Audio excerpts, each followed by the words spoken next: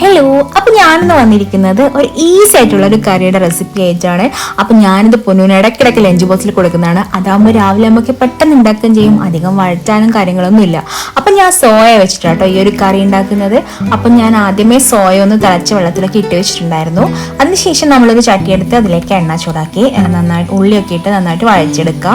ഇച്ചിരി ഉപ്പും ഒക്കെ ഇട്ടിട്ട് വഴച്ചെടുത്തതിന് ശേഷം നമ്മൾ അതിലേക്ക് തക്കാളി ഇടുകയാണ്. തക്കാളി ഇട്ടിട്ടൊന്ന് വഴച്ചതിന് ശേഷം മുളക് പൊടിയും മഞ്ഞൾപ്പൊടിയും പിന്നെ നമ്മുടെ ചിക്കൻ മസാലയും പിന്നെ ഞാൻ ഇതിലേക്ക് മല്ലിപ്പൊടി കൂടെ ചേർത്തിട്ടുണ്ട് കേട്ടോ. അതിടാൻ മറന്നുപോയതാണ് വീഡിയോ. അപ്പോൾ അതുകൂടി ചേർത്ത് നന്നായിട്ടൊന്ന് മിക്സ് ചെയ്ത് വെക്കാം.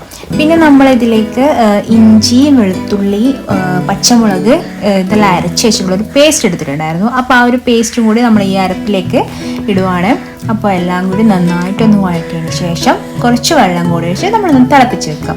ആ തിളച്ചതിന് ശേഷം നമ്മൾ നേരത്തെ തിളച്ച വെള്ളത്തിലൊക്കെ ഇട്ട് വെച്ചിരുന്ന സോയ ഉണ്ടല്ലോ, അതും കൂടി ഇട്ടിട്ട് നന്നായിട്ടൊന്ന് തിളപ്പിക്കാൻ വെക്കുക. തിളച്ചതിന് ശേഷം അതിലേക്ക് നമ്മൾ പെപ്പർ പൗഡർ ചേർക്കുകയാണ്. ഞാൻ കുറച്ച് അധികം ചേർക്കുന്നുണ്ട് കേട്ടോ.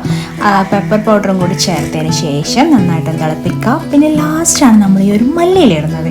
അതും കൂടി ഇട്ടതിന് ശേഷം നമ്മുടെ കറി ഏകദേശം റെഡിയാണ്. അപ്പോൾ ഇത് നല്ല ടേസ്റ്റുള്ള കറിയാണ് കേട്ടോ. കുറച്ചും കൂടി ഡ്രൈ ആക്കിയിട്ടുണ്ടെങ്കിൽ ഇതിനേക്കാളും ടേസ്റ്റ് ഉണ്ടാവുമെന്ന് വിചാരിക്കുന്നു. പക്ഷേ എങ്കിൽ എനിക്ക് കുറച്ച് കറിയായിട്ടാണ് വേണ്ടത്. അപ്പോൾ ഞാനിത് ബ്രെഡിൻ്റെ കൂടെയാണ് കഴിക്കുന്നത്. നല്ല ടേസ്റ്റാണ്. അപ്പോൾ ഇന്നത്തെ വീഡിയോ അത്രയേ ഉള്ളൂ. Thank you.